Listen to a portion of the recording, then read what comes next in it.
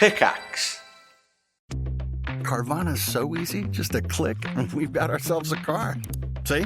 So many cars. That's a click-tastic inventory. And check out the financing options. Payments to fit our budget. I mean, that's... Clickonomics 101. Delivery to our door? Just a hop, skip, and a click away. And bought. No better feeling than when everything just clicks.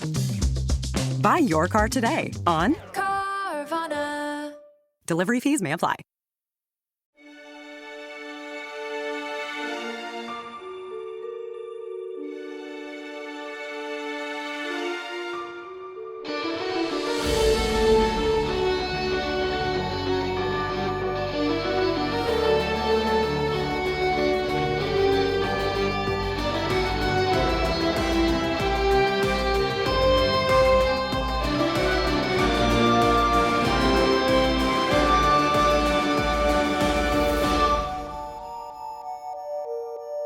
Hello, welcome back to another exciting episode of No Quest for the Wicked. Gentlemen, I have two important questions for you. First, yes, are you I have my dice. Yes, ready I have to them. rock?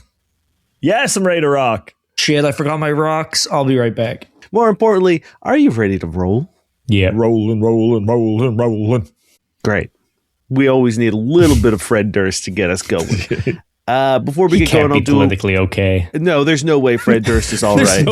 There's no way Fred Durst. I'm not going to look it up, but I'm sorry. No. Before we get going, we'll do a quick recap.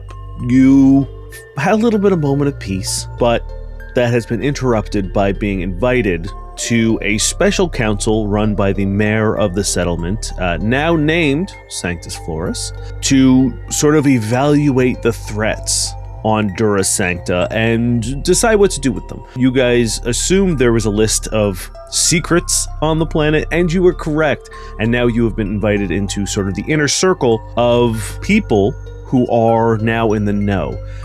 You were asked if there was anyone else you wanted to bring into this council, and you said Oswald, Des, and if possible, Darwin Glass. All three accepted your invite and are now all part of this council.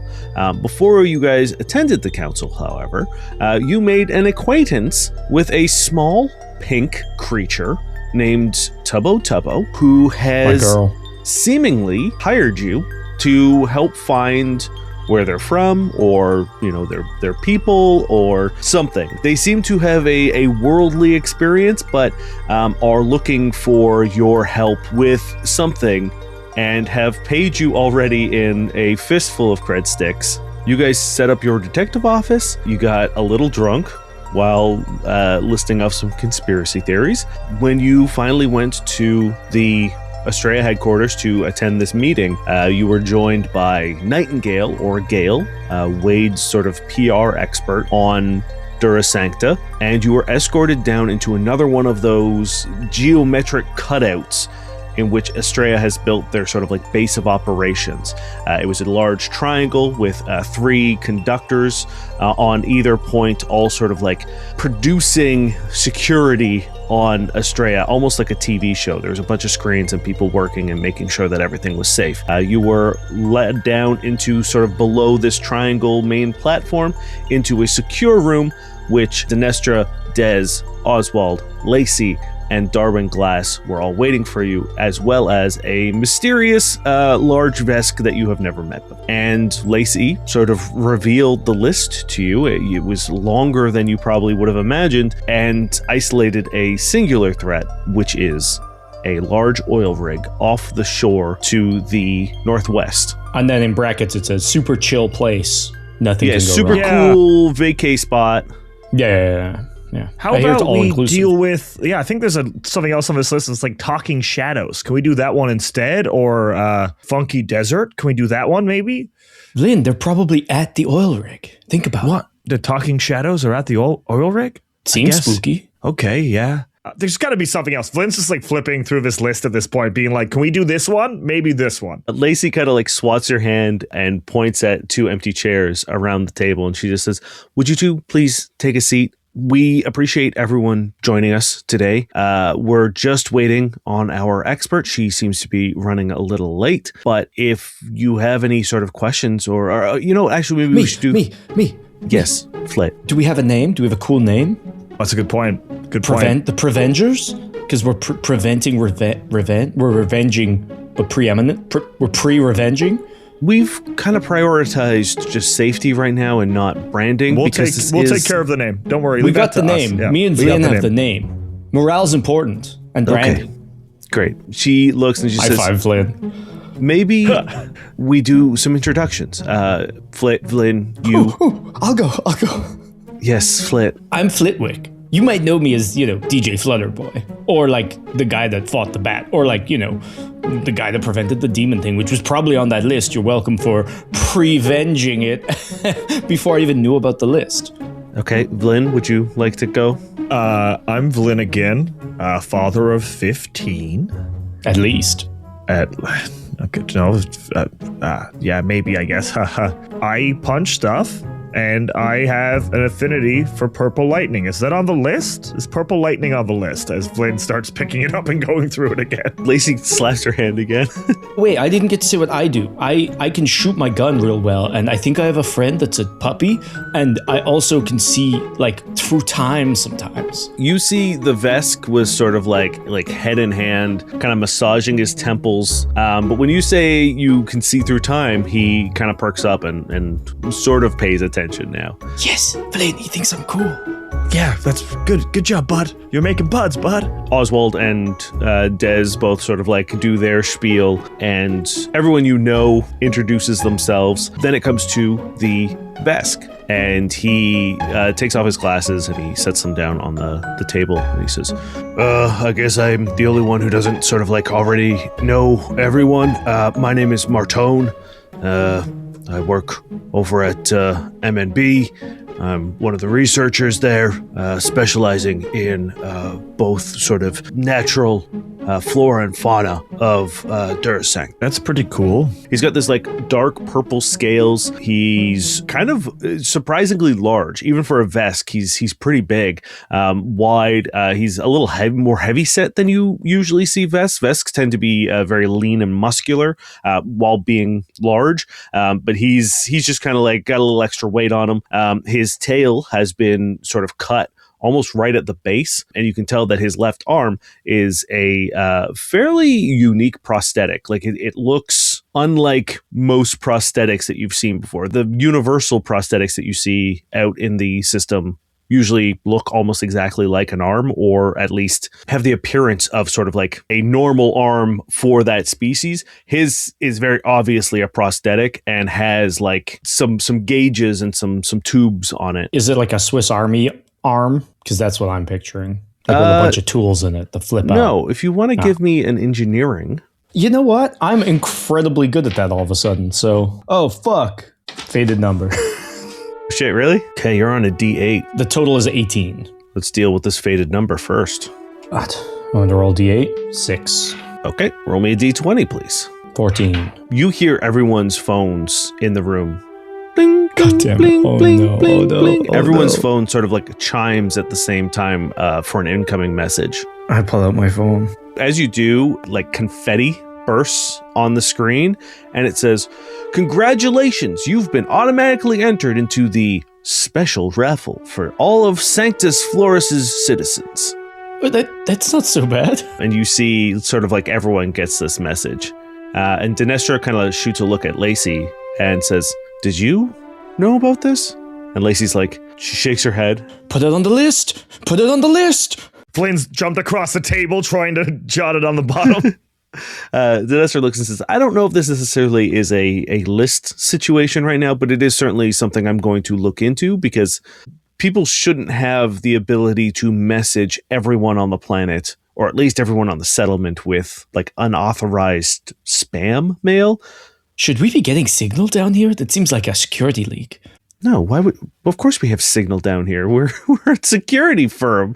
Shouldn't it be hard-lined and not just open to unsecured devices like Vlyn's? He doesn't even know what antivirus software is. He thought it was medicine. Phones can get sick? What? See? It's fine. All communications are monitored here, so we know if anyone's leaking anything. But it would be a pretty bad operation room if we had no signal in here. I delete the tweet I was texting that says, "At the secret meeting, LOL." Just deleting it in my pocket. But I do nudge Vlyn after the Vesk stops talking and said, he's a big nut specialist. Yeah, that's pretty cool. Vlyn.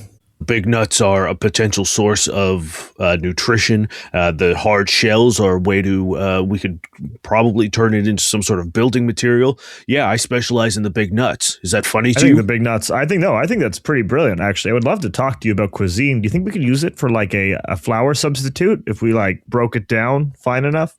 Yeah, it could be a potential. Yeah, I think like so. If we stomped the big nuts? Yeah, if we stomp the big nuts, you probably could. It's probably better to like shave them down. It would probably be a grinding, yes, or a shaving. Shave the big nuts? Yeah, we probably want to shave them down. We probably will need a special tool. Yeah. This episode sponsored by Manscaped. Manscaped, get at us.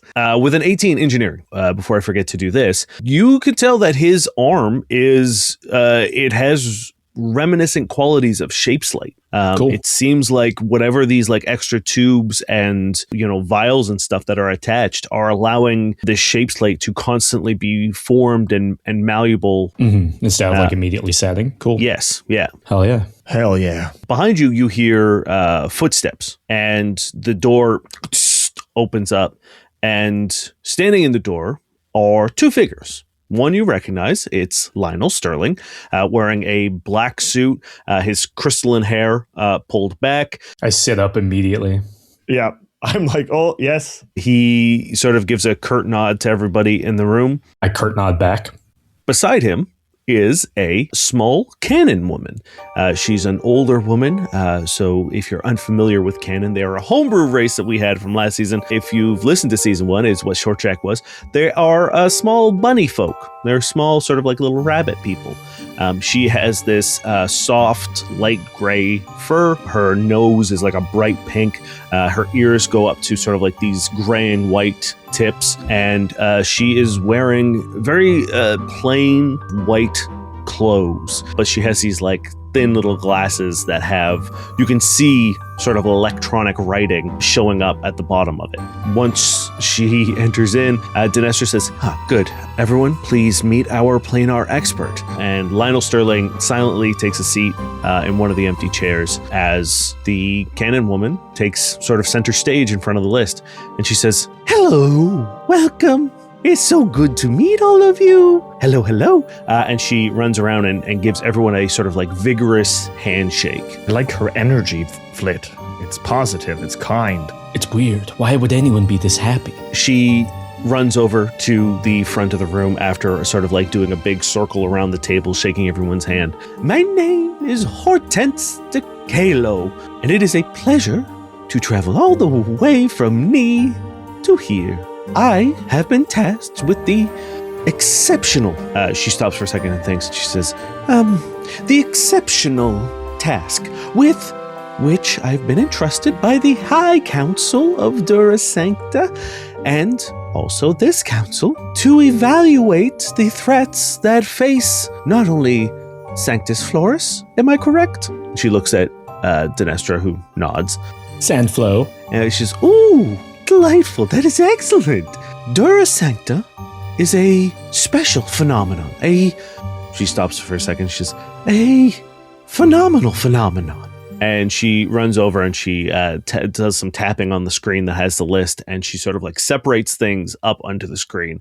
A bunch of stuff gets minimized and she has 4 distinct photos that are up. And she says, I have done some preliminary research and some preliminary scans with my team, and I have identified 4 areas of planar activity that I suggest we tackle as soon as possible. And on the screen, you see a picture of the mountains with the shattered peaks. You see the oil rig, and then at the bottom you see a giant canyon that you know is just sort of to the east of the settlement. And then you see a desert filled with red sand, which you know is to the sort of like southwest of the continent, right at the southern tip. And she says, these are the areas in which I have designated as planar active. And she points up to the peaks first, and she says, These, which I have dubbed the Shattered Peaks, have planar reverberations of the Abyss.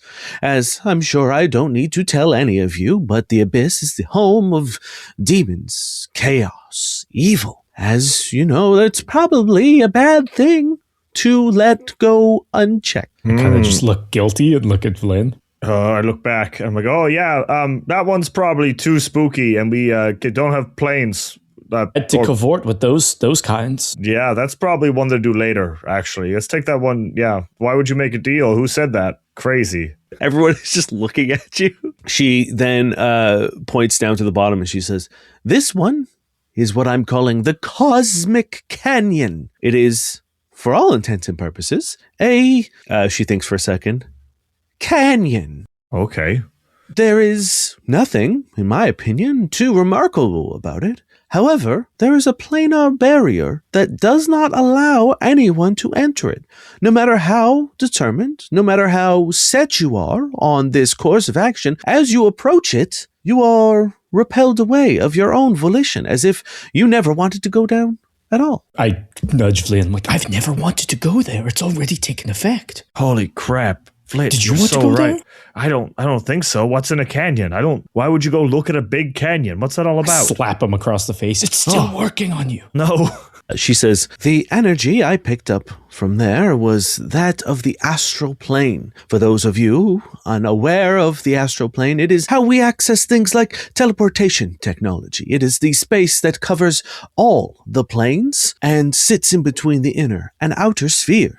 So it could be a giant canyon-shaped gateway? She snaps her fingers and points at you, and she says, very astute, Vlynnigan. It could be some means of transportation, teleportation, a portal of some sorts. Could it be linked to this planet's old dimension? I look really upset because I was going to say something like that. I feel like Vlyn's stealing my thunder. Any guess right now is a hypothesis worth, and she thinks for a second, she says, hypothesizing. Yeah, it's just a hypothesis. She said it was astute. Anything right now would be a hypothesis. We do not have enough information. Could be a big monster, you're right. Anyway, move on. He gets like this.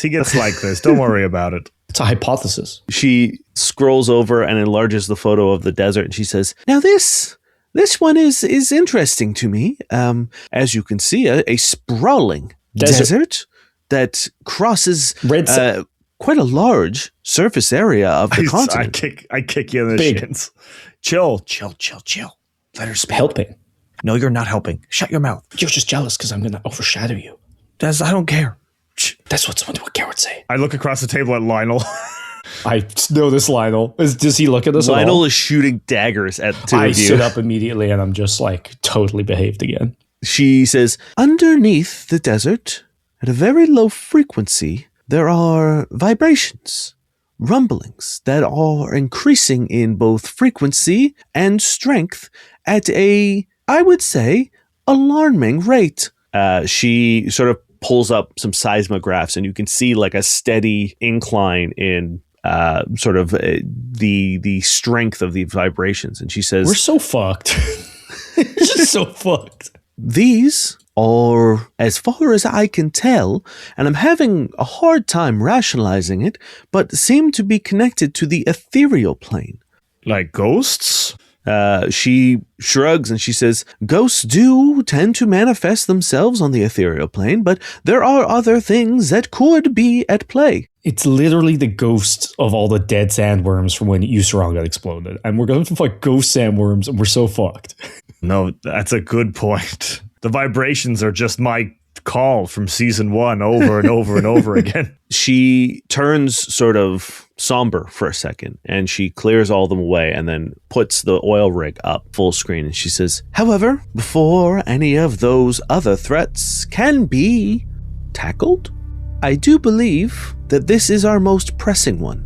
As you can see, the structure itself is quite imposing. Wrought black iron standing alone out on the sea. The silhouette, quite scary. Should there be a storm, even scarier. What is interesting, and she sort of like taps on her thing and like a little storm appears behind it and it's like, looks scary. It's scary as hell. The interesting thing is this mechanism, this apparatus, seems to be operational. It seems to function. It seems to have a purpose. But what purpose that is, I could not be able to discern from afar. So that is why I have executed an expedition to investigate this specific anomaly. Now you may be asking, why is this a planar activity? I don't know. She walks over and she puts the glasses on the table and she says, there is powerful planar energy reverberating under the water at the base of this apparatus. But I cannot tell which plane it is attuned to, which is strange, since I am the preeminent scholar on planes. Could it be the dark tapestry, you think? She shrugs and she says, there are no, and this is odd, designating, and she thinks for a second, she says, designators of which planar energy it is coming from. It could be, as soon as we isolate one sort of frequency, it seems to change, and then it seems to reverberate in another different kind of energy. Could it be a blend of all of them? You see Oswald furiously taking notes on this, and she looks at you, Flit. She says, It could be something we've never seen before. That seems to happen here. We have no collective consciousness of a planet ever just appearing in space. So yes, while we've never seen planar energy shift from plane to plane to plane, there's no reason that Dhura Sancta, a miracle and mystery of science itself, couldn't be creating new mystical and magical properties. Okay, but why is this we have to do this now? What's so urgent about this? It has nothing to do with it potentially, I don't know, becoming a new natural resource for the planet and the system, right? And I sort of give a side eye at Gale and a side eye at Lionel. She says, the reason I have designated this as our largest threat is because of my inability to isolate what's wrong. This apparatus has recently activated, seemingly on its own. Maybe lead with that one. That would make it very urgent. Yes, that is. Made it even more scary than the storm, and that was chilling. She presses a button, and now the oil rig begins moving. When do we leave?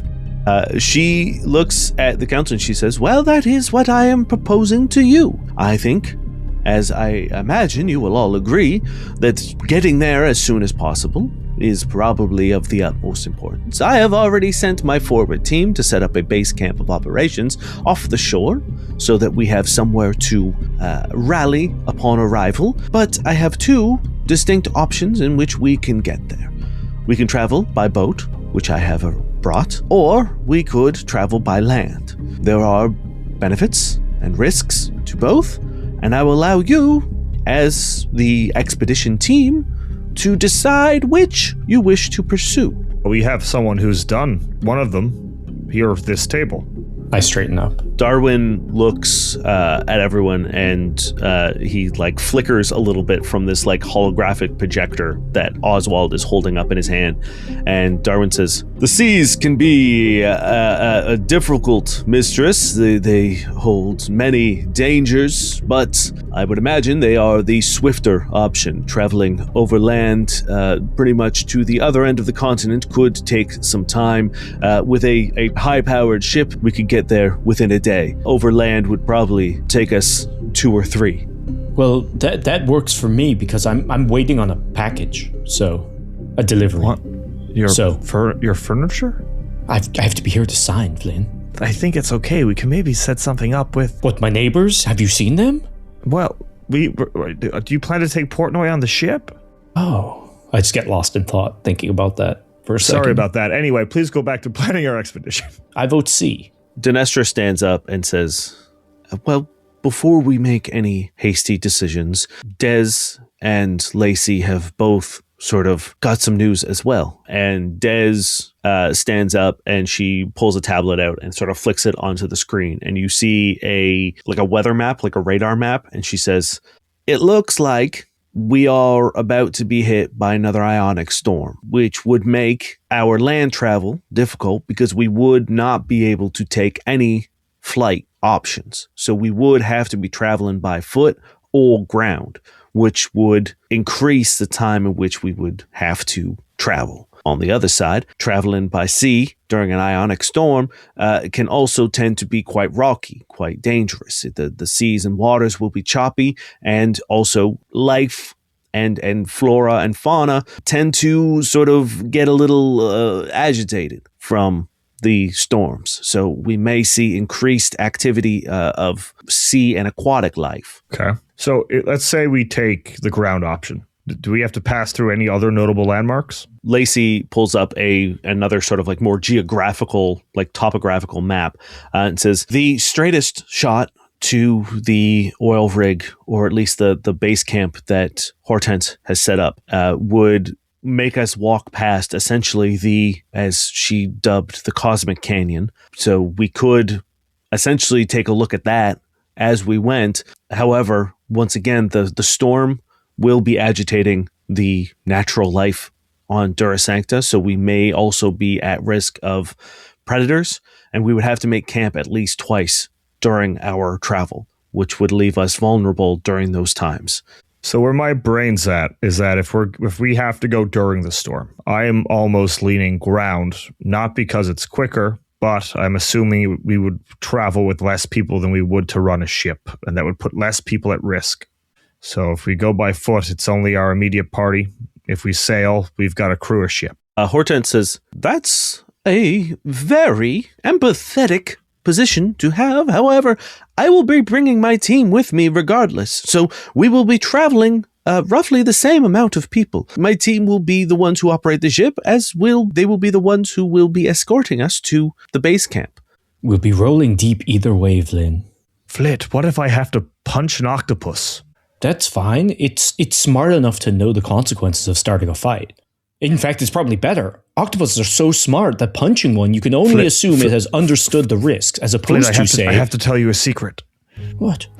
I can't swim. Tell by looking at you, you're like an anvil. You just go straight to the bottom. I'm like a brick. I sink really hard. That surprises me in no way, shape, or form. Does this a surprise to you? Did you think it would surprise others? You couldn't look more waterborne if you were literally an anvil.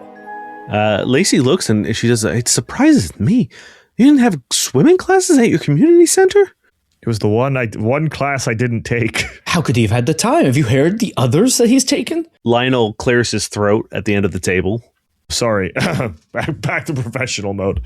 He stands up and he says, as the one who is bankrolling these expeditions and this council in and of itself, if I were to put my 2 cents in, and I am certainly putting far more than that in. Everyone at the table looks at you. He says, my suggestion would be the boat. It seems most pertinent that we get there quickly, and we don't know how the ionic storm is going to affect the apparatus. If we can see and evaluate it in both during the storm and after the storm, we may be able to get some answers. If we travel over foot, the storm will be finished, and we will only be able to observe it in its sort of unstormed sense. Also, I'm going to give you guys some information. Ionic storms aren't like rain. They are a cloud sort of phenomenon that interrupts both communications and electronics, which is why this boat would also be a good idea, because it's going to be sailing, essentially. Like, it's not an electronic. I don't trust you for trying to push us on this boat, Dane. I don't trust you. I'm not. I really am not trying to push on the boat. I don't trust you for pushing on the foot. The danger of the foot and the benefit of the foot is essentially like like the ground isn't going to freak out, and there isn't going to be a massive like storm or anything. Like, your path is pretty secure. The downside, again, is just the duration it's going to take and the extra sort of threat of agitated animals. But that's kind of on both sides. Like, you're going to have to deal with that regardless of which way you go. It's whether you want to go on a safer, longer journey or a faster, riskier journey. Mm-hmm. So I guess waiting till the storm is done is not viable. No, I if we get want what to Lionel witness. means of wanting to see. It could have turned on because it knows the storm is coming. Maybe, so that could be maybe. a part of it. So Okay. it's probably... Well, similar to Vlyn's previous question, are there notable sea marks that we are passing? It's like a landmark, but at sea. Darwin Glass says, no, the coast itself is pretty unremarkable. I have sailed it a few times. I did a couple laps around the continent just to sort of get our bearings, do some basic topographical work when I first arrived. But no, for the most part, there's really nothing to see along the shores. Some nice views, some beautiful vistas, but in terms of structures or anything like that, we will not be passing anything of that sort. How near is the canyon to the shore? It's pretty inland. Okay, so we couldn't like make a trip halfway through to go check that out. You really. could, but you would essentially be taking almost as long as traveling on foot if you did it, because you'd have to sort of like dock and then move inland and then move back and then... Yeah, because I was thinking that could be at least a compromise almost, but Well, not if we it's can gonna do it take on the some way amount of time. back when this goes swimmingly perfect and nothing bad happens, and we're only there for a couple of days, and then maybe we can make a stop on the way back. Hortense snaps her fingers and points and says, that's the attitude. When the boat sinks? When the boat sinks, yes, yeah. Yes, we'll just walk back. It's perfect. We'll just walk back, yeah. Oh, fun thing about us, we're very optimistic, but also very pessimistic at the same time. My father always said happiness is weakness. Lionel's nodding. So, okay, if we're going to take the boat, what anti-sea monster equipment do we have that will work during a storm where we don't have electronics? How many harpoons do we have, perhaps? Hortense sort of pulls up a schematic of her boat, which is a great time for you guys, one of you, to roll me a D4, please. Okay, I can do. How's a 2? 2 It's inflatable. is great. She pulls up a schematic of her ship, and it literally looks like a pirate ship from a storybook. I'm in.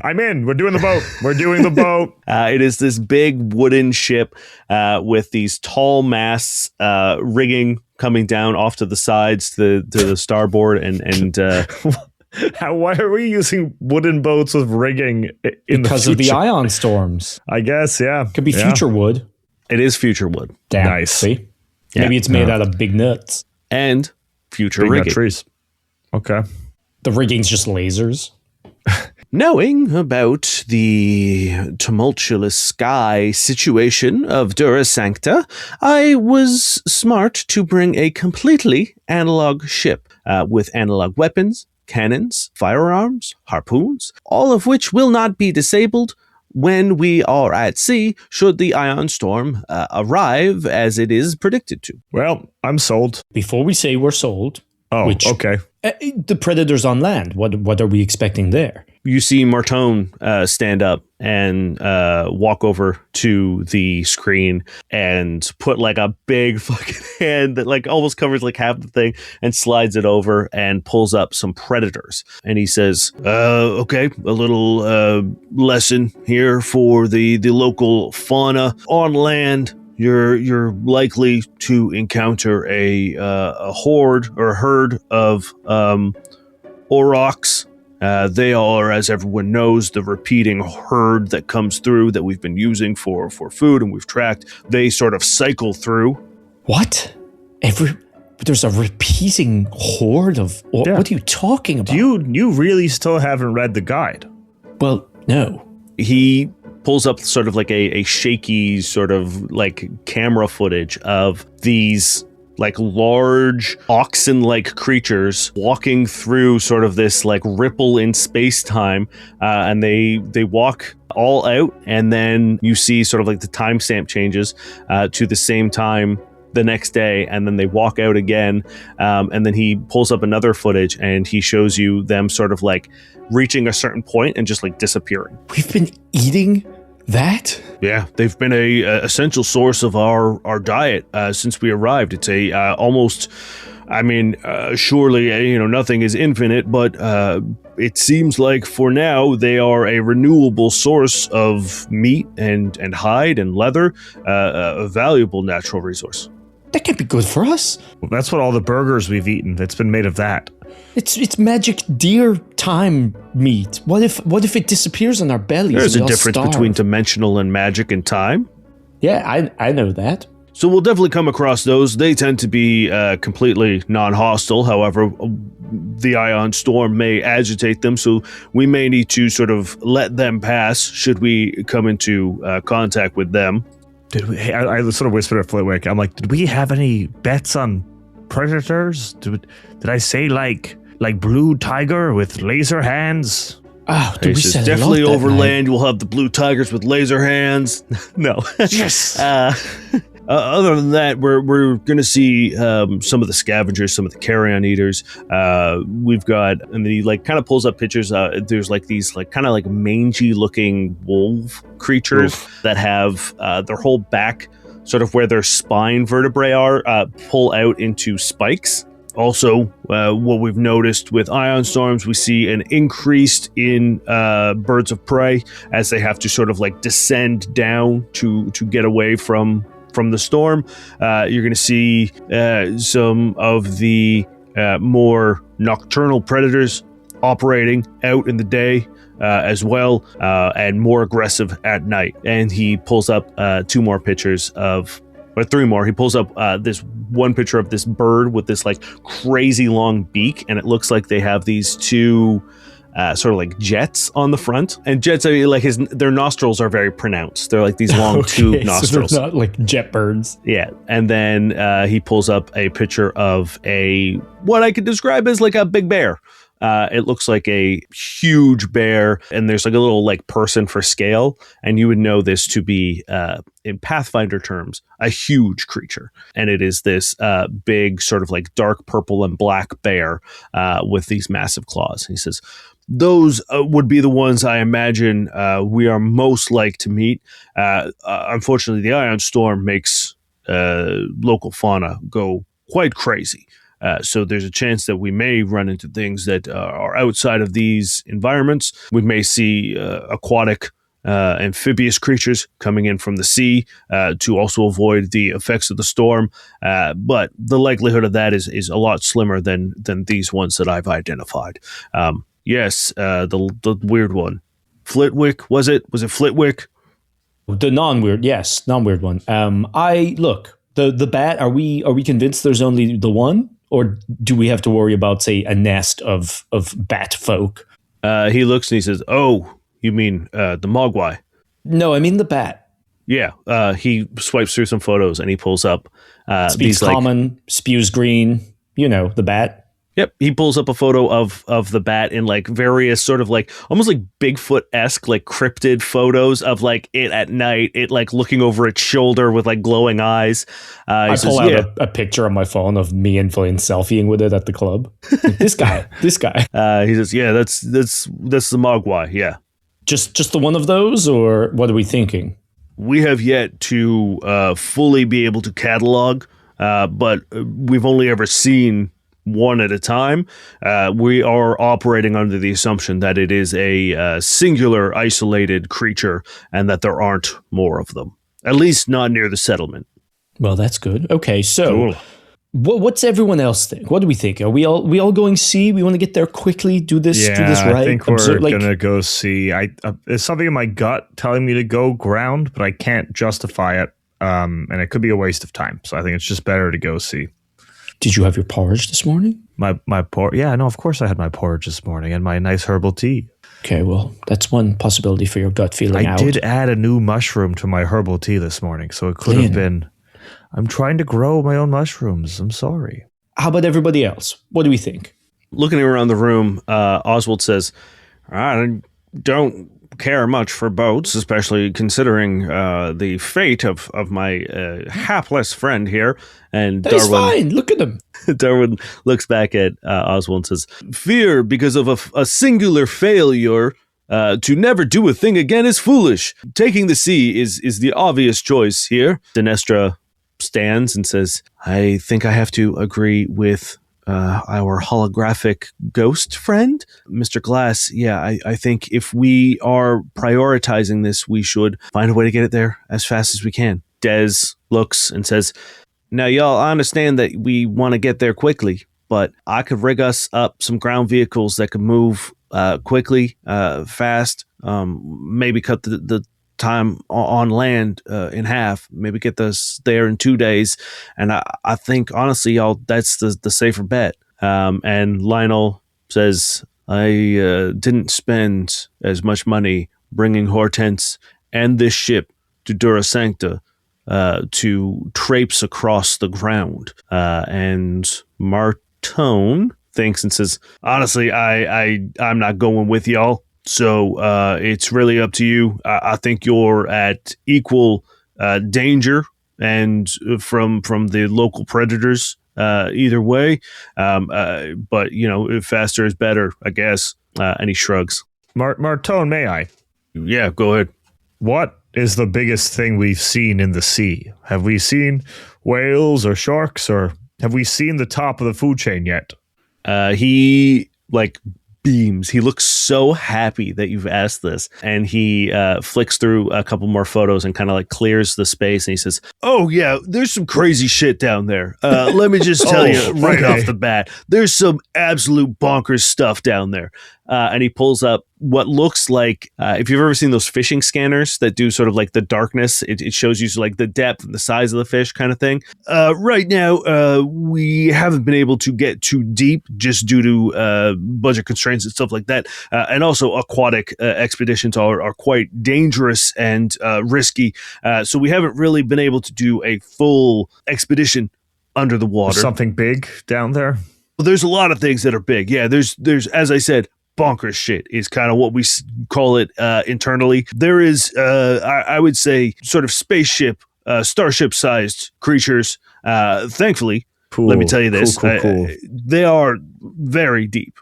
They're far off the coast, and I don't even think would fit getting close to where we're going to sail. There would not be enough seafloor. That big? Yeah. Hey, again, not to repeat myself, bonkers shit. Is that a technical term, or? It is, kind of in our department, yeah. Okay, well, they won't fit. That's good. Look, I think we have to allow for the possibility that the chasm magic is making us not want to take the land route. Hortense says, that's a great idea, and that's a fine thought, but we have noticed that there is a sort of radius in which that effect takes place, and it does not extend out this far. Look, I agree with Lionel. I think if we're going to go and we're going to do a thing, we have to do it right. And doing it right in this case means observing the effect of the storm. So I vote C. Everyone seems to be nodding, and Lacey says, I agree. I think taking the boat, getting there in a day is the smartest option. We can get prepping it now, leave early tomorrow morning. Okay. You've noticed this entire time that Gale has not spoken at all. She's standing in the corner and is just watching. She's got her wings kind of wrapped around her in the front, almost statuesque, and is just, you see her eyes ping-ponging between everyone speaking. I've got a feeling Gale might be set up to a feed going to Wade himself. Maybe. I assume they're not going to come. They don't seem very effective. They're probably very busy. Out in the wilds, I can't imagine they'd last a day. Who, Gale? No, Gale did some pretty cool shit. Didn't they jump out of an airship or something crazy? Anyone can do that. Pretty much every time you've seen her, she has jumped from a very large height and landed dramatically in front of you. She's got wings, Vlyn. If you had wings, you'd do the same. It's like how you can sink to the bottom instantly. She can't do that. Okay. If she was built like a brick, I'm sure she could do it too. Fair. If you jumped from a height, you would liquefy. I would, yeah. No, literally. That is how... Your heft mixed with your old brittle bones? Instant dust. Liquid dust. Gale, are you coming? Who else isn't coming? Just Martone? Is everyone here going? Dinestra, are you coming? Surely you have to stay in. Dinestra shakes her head. Yeah, okay. She says, no, I'm more of a facilitator here. I don't think I would serve any use, both, academically or martially to this expedition. Who else isn't coming? Des says, I'm unfortunately stuck here. I've got a lot of work to do, and Astraea needs me as their sort of mechanic. Lacey says, I will also be sitting this one out. Is it just us?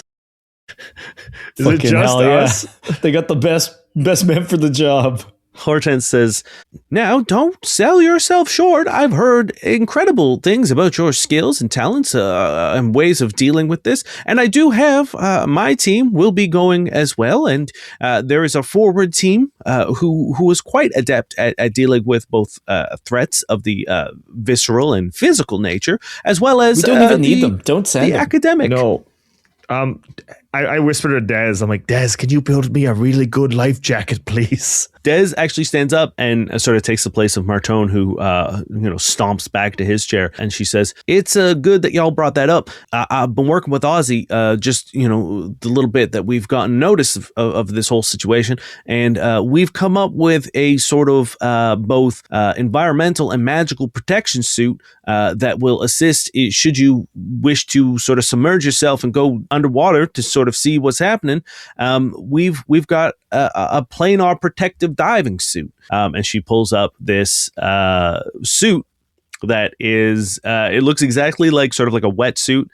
There's like a rigid collar, a metal collar, and on like another picture you see that it has like this like bubble that comes over the head. And she says this is meant to resist both compression from depth as well as sort of we've tested it on pretty much every planar energy that we can that will protect you from any sort of adverse effects of that energy. It's also rip resistant, stab resistant, bite resistant. It is retardant of both fire, electricity, ice, cold. That's crazy. Acid? Yeah, yep. Sorry, great. acid as well. Yep. Cool. Quite the suit. She says we've haven't had a whole lot of time obviously to field test it, but we have been putting it through its paces over at Ozzy's lab. And she pulls up a video of them just like absolutely fucking wailing on this. They just got two machine guns and just fucking going the off. flamethrower, just like shh. Big bag of acid. Yeah, you see like just multiple multiple tests. In an ice bath. It's just in an ice bath. So you know that you'll be getting those as well. Cool.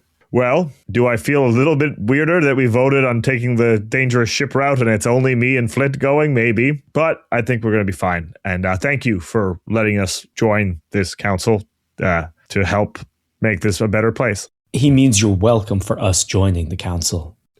That is us in a nutshell.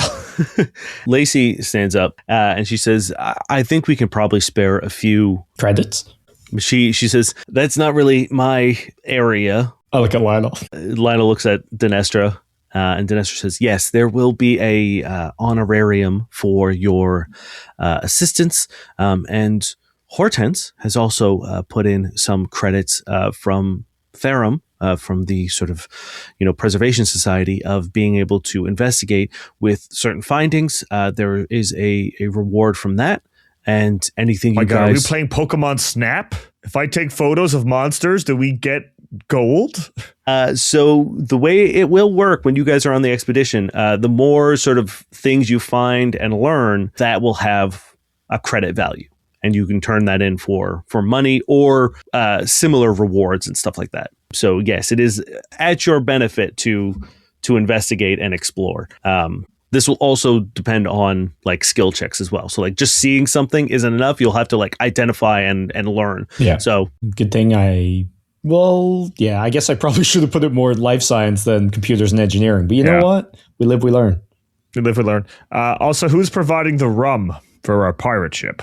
That's a great question. I assume it already comes on board. Ozzy's like giving you the shush. Just kidding, LOL. Anyway, this has been fun. How do you end a secret meeting? We'll all hug. Dinestra stands up and just says, we won't be hugging, but save it till after, okay. The importance of this mission really does hold Sanctis Floris in the balance. We, while you are on expedition to the rig, will be setting up ideas on how to deal with the other 3 remaining threats. Cool. Well, yeah, I don't know. We should probably do the desert after this one, because aren't you guys building a new station out that way? We are, and it will be beneficial to monitor that, so we'll be able to sort of add additional ideas. We'll have more information at the very least, and correct. Then we can decide based on that. I guess it all depends on, when we get back, is there even more vibrations coming from the desert, or have the mountains decided to come and attack us or something of that effect? Or has another thing burst Are out of demons the earth. evil angels? Do I still get a point for that? Oh, I guess. No. Yeah. Are you sure? Half points? Do you have points? Look, I'm generous. I'll give you the point. Yes. Now, the sea is full of starship-sized creatures that want to eat us. That sounds pretty evil to me. That's all I'm saying. Okay, I'll Sea give is you a evil. point for C is evil. No, C is evil. You get a point. Puts his hand heavily on the table and says, just because they're big doesn't make them evil. We don't know. Oh, hey, Marton. I didn't mean anything by it. Well, you can't just assign a value to people or things that you don't know anything about. You can't just say, it's hold big, off. so it's You're evil. right. It's a large thing in the sea. It's got to be evil. You don't know what it's like. It's probably just existing out there. I also have been judged for how I am, and I'm terribly sorry that I inadvertently, but that doesn't take away from the pain, does it? Whether it's verdant or not. I'm so sorry. I was clumsy with my words and my thoughts. He's going to do a sense motive. Can I do a diplomacy? Are you being sincere? I am, yeah. I actually really am. He rolled an 18. He nods and he says, "Thank you. That means a lot. I accept your apology. I just, I just want to be clear here. When we're going out on this thing, you're gonna probably encounter some of the native species of Dhura Sancta, and I don't want you to think, oh, it's big, so it's probably going to kill me, so I should kill it. Some of these things just exist. Some of these things aren't predators. Some of these, I understand that you may have to defend yourself, and I get that, and I'm not going to tell you not to do that. I don't want you dying to something, but I also don't want you just go around indiscriminately killing things that we don't understand." Honestly, I don't want to do that. I would love to live and let live.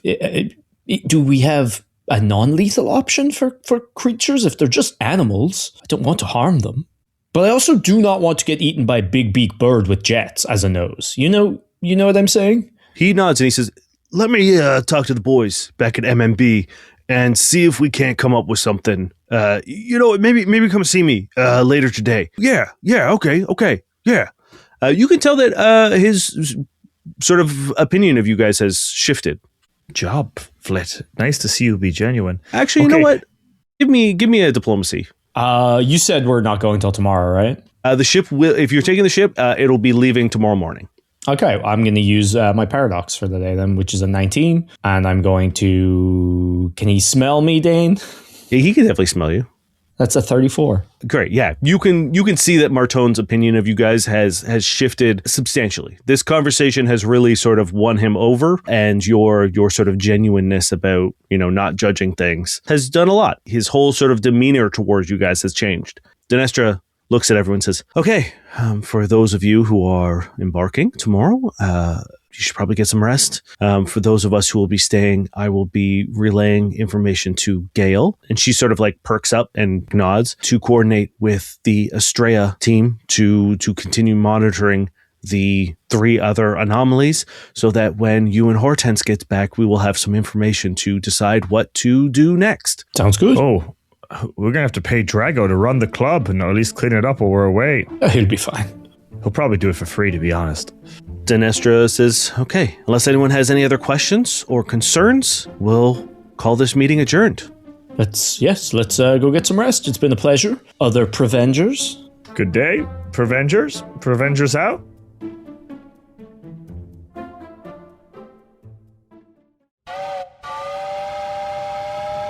The Badlands. Legend has it that beneath the dust, something old and powerful still whispers to any gunslinger foolish enough to listen. One day, aboard a doomed train into the wastes, 3 unlucky travelers hear that call. A runaway socialite, a shape-shifting bounty hunter, and a retired thief turned family man. Will our outcasts find what they're looking for? I mean, we're already here. Let's have a little fun. You really went in there, guns blazing. I thought that was the plan. My potions are miraculous. I thought we were being quiet. Oh, Stump only has 1 volume. Sorry. Wild roses grow out of his mouth, having filled his lungs. What's happening out there? Violence! Find out on Mage Hand High Five.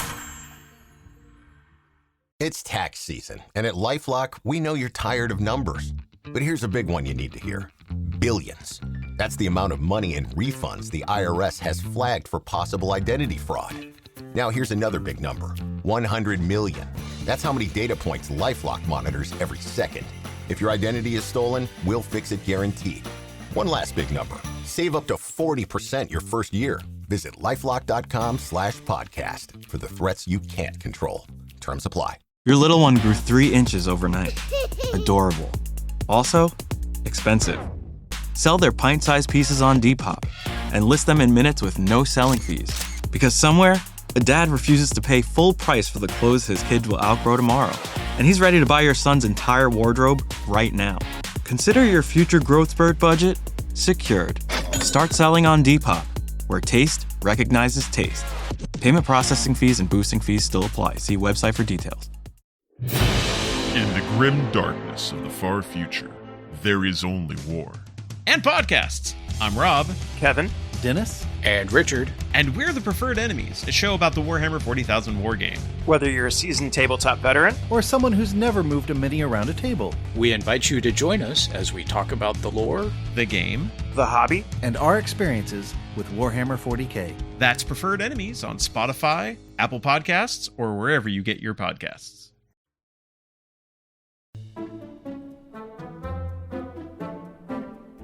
Everyone kind of gets up and begins shuffling out. Is there anyone you want to talk to before they leave? Or before you guys leave? We're going to go see MNB later, so I can do that then. I think as we're like packing up our stuff to leave, I just want to do a sense motive on Gale. Sure. Yeah. Okay. Am I bad at that? I am bad at that. So I'm going to do it anyway. That's going to be an 18. Plus 1, 17 on the dice, so we'll take an 18. Okay, 18 is pretty good. You were pretty spot on. You think that she was not super present. You feel like she was sort of like relaying information to an outside source, and knowing her sort of role within the settlement, you can assume that she was like kind of reporting directly to Wade, and this meeting was being watched by him. Or at least like will be. You don't know if he was like active and present during it, but you get the vibe that like she was operating as Wade's proxy a little more literally this time. Man, Flit needs to learn to behave. Yes. Cool. Yeah, I don't have anything else. Flit, anyone else you want to talk to? No, I want to get like a list of maybe what we like, if there is an idea of what would be on the checklist of things that they want us to glean, if there is something like that. But we can always talk to your one. She'll be with us on the expedition. Hortense is going with you. So I can't imagine. Yeah. And then NMB we'll talk to later. I guess just as we're leaving, it's like anything you think we should bring, will provisions be provided? And earlier when I was asking about credits, I was like, is there going to be like an expeditionary fund in terms of like gearing up to go? No. What you have is what you got. That's not to say that they won't have gear that you might be able to rummage through, but you guys aren't getting a personal sort of allowance. And sorry, what did you ask something before just that? Like, is there any gear they want us to take? But I guess it doesn't matter because I can't. Yeah, no, you know that you'll be getting those suits that Des and Ozzy made, but other than that, nah. Vlyn, we're so important. Yeah. Well, we've worked hard, bud. We're like the guys. We're the dudes. Like, no one else is going. Fucking Blowhard McBlowerson, he's not going. He's staying here because he's a loser. He is, yes. As you're leaving Astraea, you see him doing pull-ups in a door frame, and a bunch of like younger Astraea women all being like, ooh. He's just doing like one-hand pull-ups. Maybe I wish he was coming with us so he could be eaten. No, I guess I'm not going to cast a spell on him. I don't know what's considered aggressive. You know what I mean? Like in this world, if I cast Stumble on this man, is that like, oh, you've assaulted an officer? Or is it like, hey? I mean, it probably wouldn't go over well with him, at least. Yeah. Well, it's not like we have. You see me pause and start making arcane gestures with my hands. And I'm like, you're right. It's not worth it. And I leave. Okay. If you guys don't want to do anything specific, we can cut right to M&B. Yeah. I'm just going over some like equipment. If there's anything I want to buy before we go, just because we're going on a camping trip. But besides that, yeah, I'm good to go to MMB. Cool. You guys head over to sort of the opposite side of the docks, where whereas Astraea had like a very like clear branding, and like their tower was sort of like, you know, a sight to see. MMB's building is a little more plain. It looks kind of like just one of the warehouses that are dotted along the docks, but there's a big sign that says Momo Network Biotechnologies, and then a logo which is a sort of prosthetic arm, not unlike Martone's, in like almost like a checkmark design. And their logo is just do it. And you see the sort of facade of these like warehouses has been changed so that there is a small sort of like glass sliding door instead of like the big rolling like garage doors that the other ones have. Yeah, we head in. You walk in, and there is a just immediate sort of cacophony of whirs and hums and buzzes and drill sounds, and you can see that you've entered onto essentially like the work floor. There's a small little desk and a sort of like plexiglass wall behind it, but immediately right behind it, you can see a like hive of various different species and races, all wearing the M&B sort of a uniform and bustling around to their very different stations, working on all sorts of crazy shit. You see like there's robotics, you see there's botany, you see chemistry, like you see sort of like a whole mishmash of different kinds of sciences happening behind you. And then there is a elevator to the right, but there's a person sitting at the desk, and they perk up, and it is a Lashunta woman, and she says, "Oh, you two are here for Martone, I assume?" That's it, yes. And who might you be? God damn it. I was so ready for you to have every single person in this place. I know. I don't know why you keep on falling into our trap. I know. Is MMB a faction that MMB Discord is created? a faction. It is indeed a faction created by our wonderful listeners. Hell yeah. I kind of get the feeling because they were very like lived in. I guess no one created the receptionist. She leans back and kicks her feet up on the desk, and she says, "Oh, my name's Rollis." Hey, Rollis. I'm Flit. You've probably heard. Yep. It's on the list of people coming in. Oh, it's on the list? Yeah, I mean, we're a pretty sort of... That list. Never mind. She looks confused, and she says, "Anyway, Martone is waiting for you in the sublevels. So just take the elevator down to 3. Okay, excellent. We will see you on the way out. Yeah, you head over, you get in the elevator. You see that it only goes down. There's no like sort of second floor here, down to sublevel 3, where the doors open up again, and you are in what looks like a sort of zoo situation. There is a number of like tanks with different creatures in it. There's some cages with different creatures. They are both creatures that you've recognized, like you've seen or you know exist like on other planets, and you can assume that maybe they've been brought into Dhura Sancta. And then you see some things that you probably haven't seen before, which you can guess are probably native species to Dhura Sancta. They all have these like little monitors at the bottom of all their cages, monitoring their life signs and signals, and like you can tell that these things are probably better kept than most citizens here. The quality of their environments and everything seems to be at the highest level. They all have more furniture than me. Yeah. When you walk down, you see there's like this long hallway, and with these rooms all off to the side, and Martone is coming out of one of the rooms off to the side and meets you in the hallway. And he says, "All right, great. You guys came, perfect timing. Let's go in here, and I'll show you what we've been working on." Let's do it. Nice menagerie you've got here. Yeah, these are sort of our like little babies, you know. That we love these little guys. We're learning so much about Dhura Sancta and you know, life from them. Really outstanding stuff. They look very well taken care of. Thank you. Yeah. We do our best. We never hold anything that wouldn't be able to thrive in temporary captivity. Everything else that we know needs to be sort of out in the wild. We do all field research.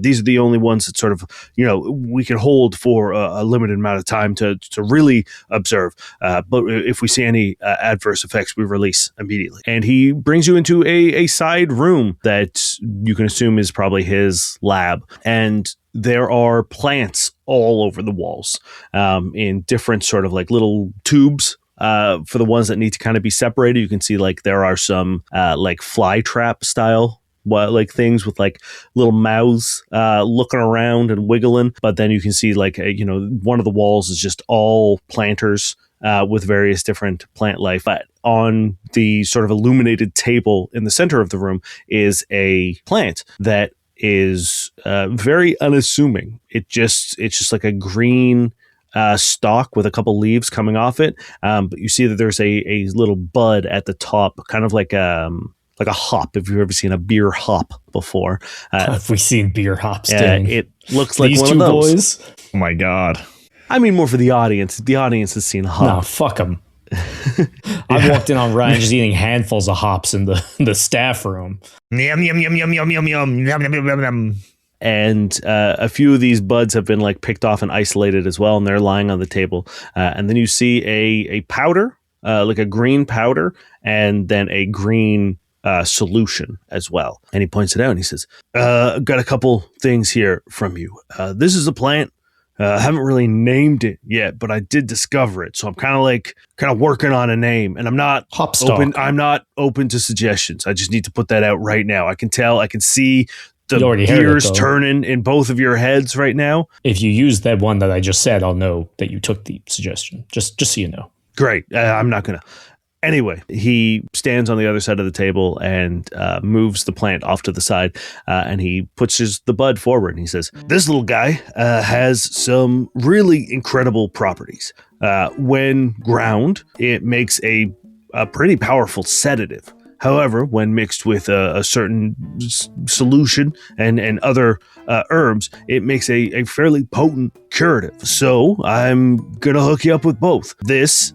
he pushes the powder over. He says, can be used to create a pretty powerful, non-lethal sedative. I'm going to get the guys over in R&D to rig up some bullets with them. So they will be released upon contact. It does need to be sort of ingested or into the bloodstream. So unfortunately, minimal damage will be dealt, but they're pretty potent. So for, I would say, average creature, going to be knocked out for at least a couple hours. The bigger the creature, the more it's going to take. And then he slides forward the vial of like the green solution. He says, and this one is for you guys. You're going into some uncharted, dangerous territory. Feel like maybe a little extra, pep in your step might help you. And the way this works is you're going to get 2 of these each. If you have stamina points, and you take this, you will get a +2 for 5 rounds to attacks, damage, and saving throws. That's pretty good. If you don't have stamina, it restores 4d8 stamina. Damn. Okay, that's awesome. How many d8s? Sorry, 5? 4d8. Already trying to haggle, Ryan. 5? Well, I'm going through, I've been going through the serums on the side while we've been learning about our beast guy here, and we've been avoiding potions for... way too long, yeah. 2 shows? It's like 2.5 seasons of shows? Ryan, we only just started using magic, okay? You can't. You're so right. That's on me. My bad. We can't overcomplicate this for us, or I'm going to miss on more rules I already don't know. I will say there is a serum I have my eye on. I wonder if it's the one I have my eye on. Remember that time we never had ways to get stamina back, and there's just been potions that do that? What? Yeah. Anyway, I'll save that for later. Yeah, Martone hands you 2 of these vials each. He says, unfortunately, it does take a little bit time to synthesize, so this is all I can spare at the moment. But, give me some time, come visit me again, and I'll be able to hook you up with these, a few more, as I have the opportunity to make them. The plant is finite at the moment. I've only been able to find a small grove of it, but I've been doing some shavings and trying to replicate them. And you can see having middling success. And you look over and there's a row of plants of different heights, but the buds themselves seem to be not as big. They're like struggling. They're like barely visible on some of them. Some of the plants themselves are like withered entirely. So like once an arc, you'll be able to visit Martone to resupply. And based on your environment score, you will get an amount. Martone's a good guy. Good guy, Martone. Martone's my boy. Think he's related to Big Tone? Martone? I honestly don't want to know. I give you a look, but we'll talk about that later. Martone nods and he says, all right, good luck, guys. It was cool meeting you. If you do come across anything sort of like crazy, plant-wise or fauna-wise, snap a pic or something, let me know. It'd be cool to learn. That's what I'm here for. Yeah, we'll do what we can. As you're leaving, he says, yeah, hold on. And he starts rummaging through his desk, and he pulls out a small tablet and hands it over to you guys. And he says, that's just kind of like my own personal notes of creatures and things that I've seen around Dhura Sancta. So it might be helpful to cross-reference or something. And he's giving you a codex, which will give you a +2 to life science for animals and plants. Damn, okay. Martone, you're my boy. We appreciate it, and we'll do our best. We'll respect the environment as much as we can. I appreciate that. Look, I know that the mission is a little bit bigger than preservation in terms of the natural environment and more preservation of the whole planet if this thing is bad or whatever. But I appreciate you putting a little bit of priority and thought into it. Well, it's what we do. It's exactly what we do. He just stands awkwardly for a second. He goes, all right, then. Well, guess I'll get back to work. Bye. Naming this thing Green Pine, perhaps? No. You know what's funny, Martone? The thought crossed my mind that I could say all the good names, and then you'd be only left with bad names for it. He looks mad. But I won't do that. I want to preserve your sanity. Goodbye. He waves awkwardly. Like, yeah, bye. And then he goes back to sort of like dealing with his plants. Right? Once we're outside, I'm like, Vlyn, do you feel like we haven't made enough deals yet? What, for this next part of our adventure? We have no deals made? Is that what you're saying? Well, we've kind of got the preservation deal. We've kind of got the planar specialist deal. We've kind of got the let's get on the boat so we save Lionel some money. There's peripheral deals. Yeah. But do you feel like, I know we complained, but at least it felt energetic. It felt good. I'm just wondering, would you like perhaps another deal? What are you thinking? I'm thinking, look, we're small business owners. We're men of entrepreneurship. Every little helps. And who do we know that might say perhaps have an interest in the place we're going and the things we may find? The relic hunters. Oh, but those guys are so shady. But so are we kind of sometimes, Well, if we find something, we don't if we come back with stuff that we don't really need, that we realize aren't evil, we can probably sell it to them at a high price. Maybe, or we get a little, I don't know, maybe we visit them and we just say, hey, here's where we're going, and we'll see, maybe there's something they're looking for that we don't even know about. And we can, get assurances, promises, support, I don't know, something. We have the power for once. Did we sign an NDA? Did we sign anything? We didn't sign shit. We didn't sign shit? No, but that with Gale watching and her Flit, we can't. I don't think it's a secret that we're going to the rig. But Flit, it might be. Also, we were just in a room with two of the most powerful men, sort of, in the galaxy, who probably wouldn't like us selling secrets for our own profit.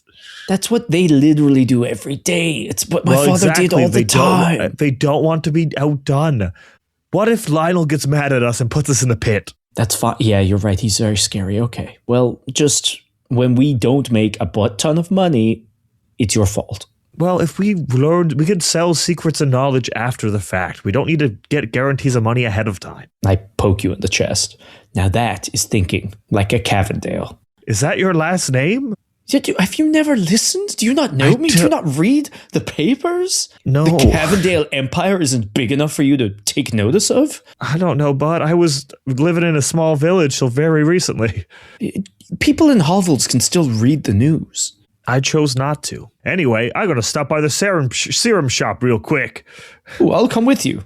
And I pick up some serums. Okay. Do you want me to name some of my serums, or? No, it's fine. I trust you to buy what you need to buy, and when you're going to use it, you'll tell me what's happening. Yep, will do. What's an emergency kit? Do we need this? Nah, I'm sure there's going to be no emergencies. I also buy a serum. Okay.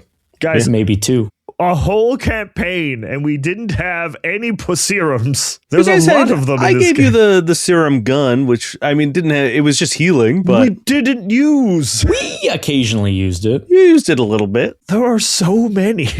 Okay, you guys have an evening to prepare. Is there anyone you want to talk to, anyone you want to see, anything you want to do before you head out in the morning? Anyone on your mind, Ryan? No, I'm good. I'm just like, I think Flit is sort of getting ready as he would for a camping trip with his kids. So like, I'm making sure my backpack has everything it needs. I'm in your house. Tying some knots. I'm like, when you're trying to do something and your dog just like gets in the way because they're like helping or whatever, but they're just like literally standing in front of you and the thing you need to do, or like looking at it really intently. That's what I'm doing. I'm like, you put stuff in your bag and I'm pulling it out to look at it, and I put it on the floor, or like you pack it neatly and I move it. Like I'm just at some point I just give you a piece of rope and try to teach. Like I'm like, hey, here's a basic knot, bud. See if you can do in this. At the second you turn back. But while this is all going, I'm like, well, Vlyn, like before we go, should we maybe talk to the bat? Like I feel like we have a bond, and like maybe I don't think we have a bond. We're pretty much its best friends. Like next time there's a hill with a burning message on it, it's going to say, "Bring girl and my 2 besties or die." Yeah, it's probably going to say that. I think the bat is probably in a state of like rest right now. It got its shit kicked in a little bit, so I think it's. You got your shit kicked in. We'll You're see fine. from it for a while. Yeah, but I'm tough as nails. And Bat isn't? Bat that kicked your ass quite soundly? Well, Bat is probably really confused as to what happened. So I would imagine it's probably taking it easy. I'm just saying, Cleo wanted us to deliver a message, and I want to, help Cleo out. You want to deliver the message to the Bat? I want to help Cleo out if I can. It's no big deal. So it's just a normal thing to help someone out, Vlyn. There's nothing to it. You're right. So what Stop we can do? Stop thinking into it. It's normal helping out. What we can? She's just a person to me. Okay. What we can do is that if you really want to leave the message for the Bat, we can go to the cave, one of the mouths of the caves that we know, and leave an audio message, because we do know that it does echo very well, and if it's on loop, it will probably hear it. Well, that's smart. Okay, yeah, maybe we do that. I don't know. I just feel like we're going to be gone. Maybe we'll die. And he'll be like, "Where's my 2 besties?" If it's so you can sleep well at night, we can take a quick romp up to a cave entrance and leave a voice note. Is that a bed joke? That I don't have a bed, so I can't sleep well, which you well know? That is not what I meant there, bud. Felt like it. Do you want to sleep in my bed tonight? Yes. Okay. I have to warm up my old sleeping bag again anyway to make sure it's still up to it. Perfect. I get in this I guess we go deliver the message now.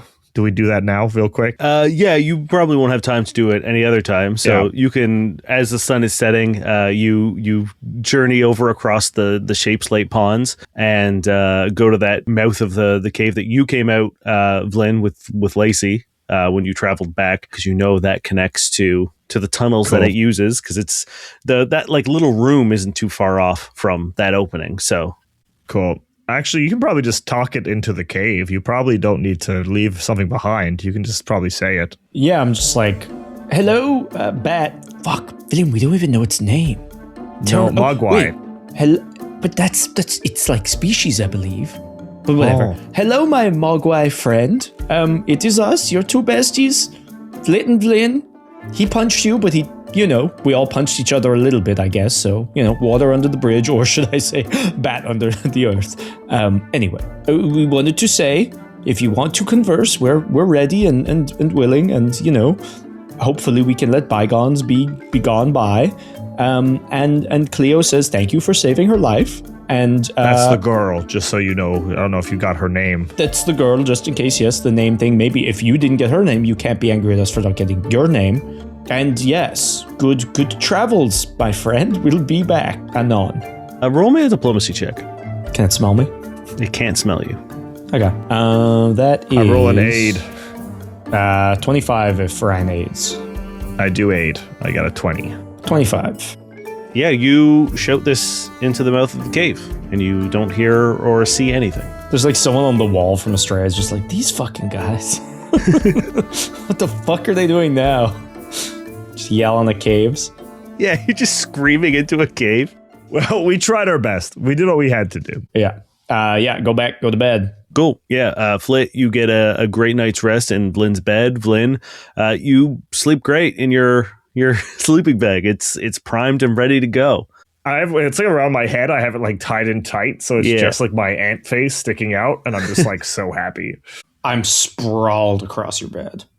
The morning comes. Now, could you please roll me a luck check? But can you roll twice and take the lowest, because you did roll in that one last time. God damn it. Okay, well, I've already fucking failed. I got a 19 and an 8. You get a notification on your phone in your email that is like a shipping notice, and it's like, it's just left. Like it's on the way. Yeah, but then you know that should have happened like months weeks ago. Yeah, Vlyn, I don't think I can go. It just left. It'll be here soon. I have to stay. You have to go without. It's going to be Portnoy's going to be here, but he can't. He's not very strong. He won't be able to carry the boxes. Well, it's movers for that.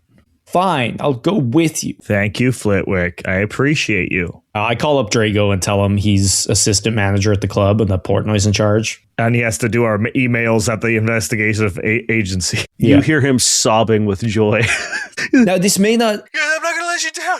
I'm not going to let you down. I'm going to do such a good job, and I'm not going to do any crimes. And I'm not going to let any villains in. I'm not going to let any the bad club's guys in. not really open. We have to reopen illegal. it, Drago. So really, we just need you to clean it. I don't think it's like we don't have it back it up and running yet. But can you just clean the club? It's going to be so clean, man. It's going to be clean. It's going to be squeaky clean. Okay, there's probably blood on the floor. Floors, man. There's a lot of blood, a lot of viscera even. We don't have money yet. So this is maybe a temp unpaid position, an internship perhaps. But the experience will be incredibly valuable. Yeah, IOUs. We can do some IOUs. Maybe, no, the experience will be incredibly valuable. And then look, I we'll be able to say, I like how you... Okay. Sorry for doing good business, Vlyn. Would you like to do bad business? Maybe you'll just give away our entire building to him. Maybe take a poop on the floor and say, look, this is good for business. Would you like that? You hear a thunk on the glass of your window, and you see Drago, and he's like waving, and he's like, I'll do it. It's fine. I'll do it. And then he runs full sprint towards the club. You listen to Portnoy, okay? And I gotta tell Portnoy he's in charge. Does he have a set of keys? He's a criminal. He'll just break in, I guess. Okay. All right. Are you packed? I thought you packed. I did. I put a second backpack. Great. You guys make your way to the docks. And you see sort of like a little contingent of your friends and your allies. Lacey is there, Des, Oswald, Darwin is there. Surprisingly, Lionel is there. And Hortense is sort of like barking orders pleasantly at her crew as they load up the ship. And Lacey comes and meets you out, and she says, okay guys, I really wish I was coming with you as backup, but unfortunately Astraea needs me here for some reason. I tried to put in a request to leave, but they denied it. I assume they'll be able to contact at the forward base once the storm is over. It looks like it's going to hold out for you guys leaving, and hopefully, fingers crossed, it's over faster than we thought. Lacey, I hand her like a USB drive or some kind of data stick. Is that my mixtape? No. It's if I don't come back, there's just 17 personal messages on there that can you just send those out for me? She takes it and she says, of course, Vlyn, but come back, okay? I plan on it, but I think everyone really was chill about this spaceship-sized creatures living in the ocean bit. That'd be fine. They can't fit where we're going, it's clear. No, not how we're getting there, but the oil rig has to be deep enough that there could be big things. It has to be a little bit farther out than how we're sailing. She is like, I get your apprehension, and I will, this is safe with me. It's fine. Appreciate you, Lacey. And I guess, fuck, I didn't bring a USB. I didn't think... did you not pack one for me, Vlyn? I did. I handed him a USB. Is this for my father? Yeah, it's an email for your father. I tried to write it from your point of view and not mine, but it was really difficult. Oh, send it to my father and make sure that I was the number one boy, you know? That I do deserve, even though I'm dead now, unfortunately. But don't say, like, dead again, because he doesn't like the Lacey thing. squints and she says, are you telling me to send this to your dad to make him think that you're dead? No, if I die, you send it so he knows that I was worthy. Gotcha. Okay, I guess yeah, you could send of course. It so what if he thinks I'm dead? You hear a whistle blow and... Wait, do we think that would be good? Do we think that would help? Would he be more excited about me? Lacey puts her hand on your shoulder and she says, maybe Flit, send it. I'm not going to tell your dad that you're dead. I'm just not going to do it. You see she was going to say something and just doesn't. And can I sense mode of that? Yeah. 17? You can tell that she was probably going to shit talk your dad in a way that was like beneficial to you. Flit's like, wait. I'm just pushing Flit out of the way. Wait. Anyway, bud, go get the best seats on the bus, on the boat. Best seats on the boat. I'll be right there. Lacey, there's a secret message on my tab. That's an email from me to that father of Flitwicks, and you better fucking send that one. Hey, right after you send. There's a very good chance I'll add some stuff to it. So yeah, I left some open notes. Anyone can add in. Okay.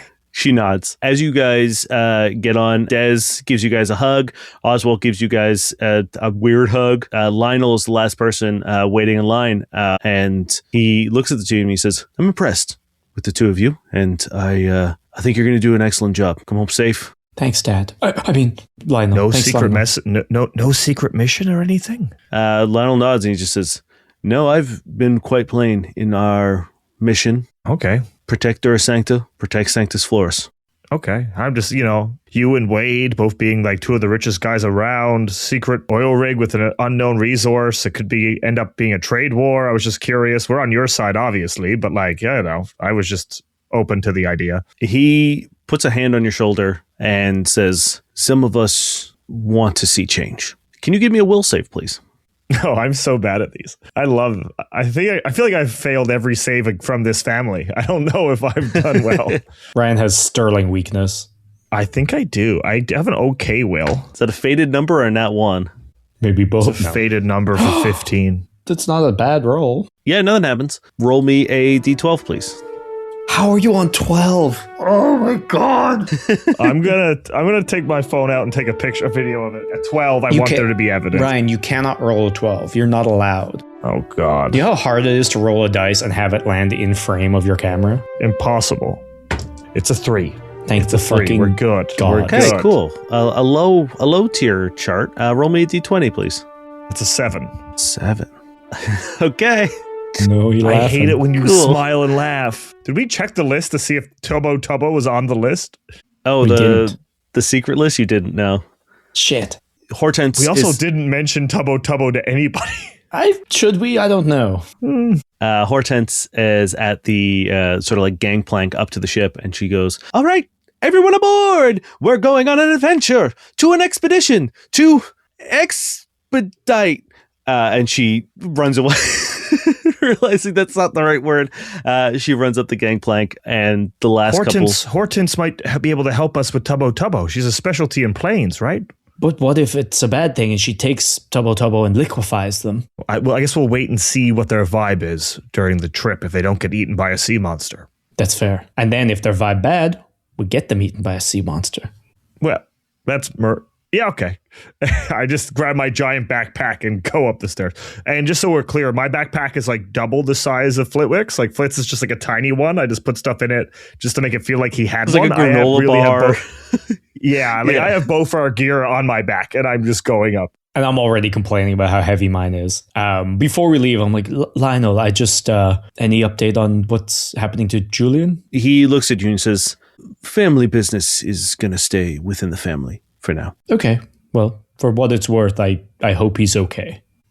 He nods and he says, "I assure you, Julian will pay appropriate price." Well, we'll see you when we get back. He nods and turns on his heel and strolls up, like practically glides with his strides away. I put a sailor's hat on and I walk up the plank. See, I did pack. The ship lifts anchor. You see the people waiting on the dock, waving at you guys as you lead off. The team, Hortense's team, is sort of like running around, pulling the rigging, getting the sheet down and the sails out, and you begin sailing. You see Ozzy's projected Darwin glass, and you could see sort of like him like brimming. This is probably the most like to life you've seen Darwin as he sees you guys sail off, and you begin leaving Sanctis Floris in the distance. The coastline, you see where the beaches, the sort of like sandy or the rocky pebble beaches begin giving way to sort of more cliffs, and the shoreline itself becomes a little more rocky, a little more cliffy, a little more of a drop, and you watch as the settlement disappears off into the distance. Then you hear as you see the sky above begin rippling with rainbow colors, short bursts of electricity.